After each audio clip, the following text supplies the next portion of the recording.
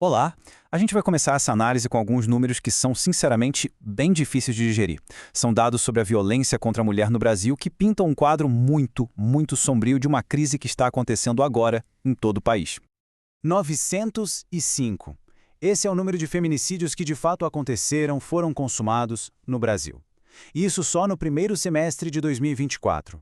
São 905 vidas de mulheres que foram interrompidas. E olha só, a tragédia não para por aí. Esse outro número, 1102, é a quantidade de tentativas de feminicídio nesse mesmo período. Ou seja, mais de 1.000 mulheres que sobreviveram a uma tentativa de assassinato simplesmente por serem mulheres. É importante a gente repetir e frisar isso.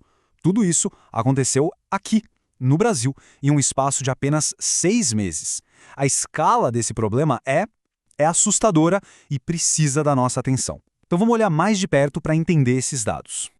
Para a gente entender o que esses números realmente significam, primeiro, a gente precisa ter clareza sobre o termo em si. O que é feminicídio? Pela nossa lei, o feminicídio é um crime hediondo, e o que o caracteriza é a motivação. O crime acontece por razões da condição de ser mulher. Isso pode ser dentro de um contexto de violência doméstica, familiar, ou simplesmente por menosprezo, por discriminação. Em outras palavras, é um crime de ódio, baseado em gênero. Agora, vamos olhar para além dos números totais e tentar entender os padrões que se repetem por trás desses crimes. Os dados, infelizmente, mostram uma rotina bem trágica e até previsível. Os dados revelam um padrão bem alarmante, sabe? Mais de 1/3 de todos os casos acontecem nos fins de semana. Ou seja, aqueles momentos que deveriam ser de descanso, de lazer, acabam sendo os mais perigosos quando as mulheres estão mais vulneráveis. E aqui a gente vê um fato que é simplesmente terrível. Se somarmos os parceiros e ex-parceiros, a gente percebe que a maior ameaça à vida de uma mulher, na esmagadora maioria das vezes, vem do seu círculo mais íntimo.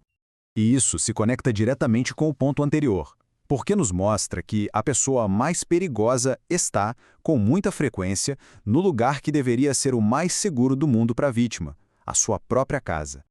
Esse dado aqui aponta para a natureza íntima e brutal desses ataques. O uso de facas, de armas brancas ou outros objetos comuns, que acontecem em quase metade dos casos, mostra a proximidade física e a crueldade do agressor. Bom, o Brasil tem leis, tem delegacias especializadas que foram criadas exatamente para proteger as mulheres. Então a pergunta que fica é: como o sistema de proteção está respondendo a essa crise toda? A gente tem um arcabouço legal que é bem robusto.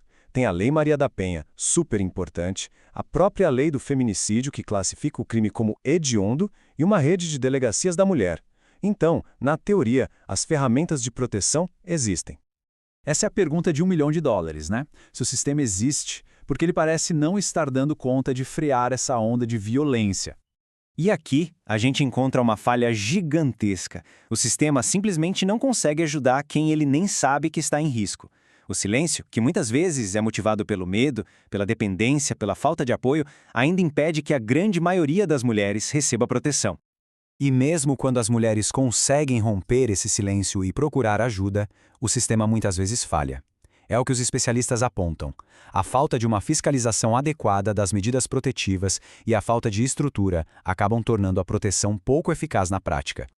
Para complicar ainda mais, existe um problema sistêmico grave de subnotificação.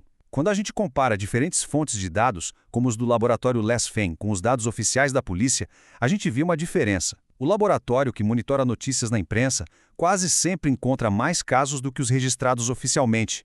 Isso sugere que a crise pode ser ainda pior do que os números que a gente tem. Vamos avançar um pouco agora para tentar entender como tudo isso se conecta com a causa raiz dessa violência toda. Então, o ponto crucial aqui é que os números e as falhas do sistema são, na verdade, sintomas de um problema maior. A raiz, como as fontes indicam, é uma cultura patriarcal, machista, que alimenta a desigualdade de gênero e aquela ideia de que as mulheres são uma propriedade.